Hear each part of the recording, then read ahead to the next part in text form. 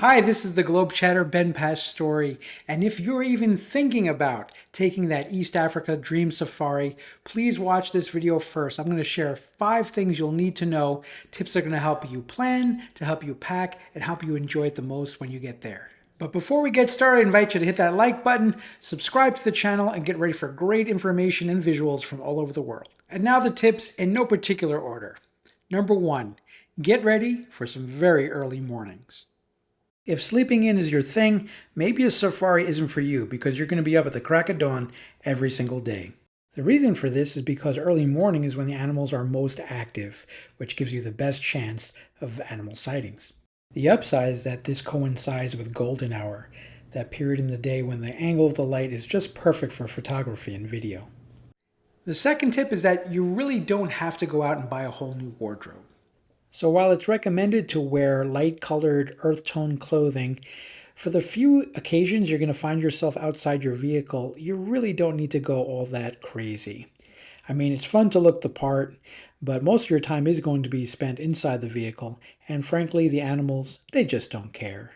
Well, either way, by the end of the day, you are going to be covered in a layer of dust.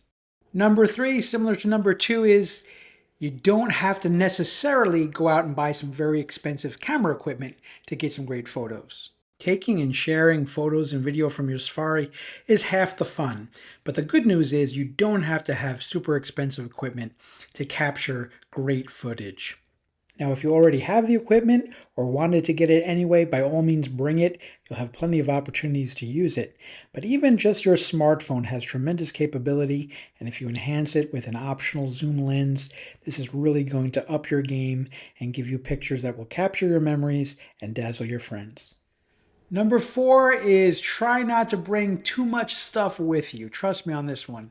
If you're visiting multiple destinations on your East African safari, and you should, your transport vehicle isn't just going to be for your game drives, it's also going to get you from one place to another. These vehicles generally hold a max of 7 people, which means that space is going to be at a premium.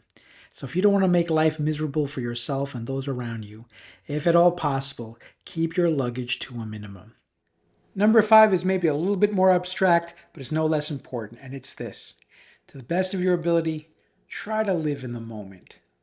For most people, an African safari is a once-in-a-lifetime experience. So don't forget to pull your head up from behind the camera and just soak in the experience while you're there. Video and photos are great, but they're no substitute to being there in person. So drink it all in while you have the chance. Marvel at the amazing animals and majestic landscapes, take in an incredible African sunset, and be sure to enjoy your fellow travelers. So there you have it, my top 5 tips for an East African safari. Of course, you might have some other questions. Feel free to leave me a line in the comments section, and be sure to watch some of my other videos which show you these same tips put into practice. Thanks again for joining me today. This is the Globe Chatter Ben Pass Story, wishing you a happy safari.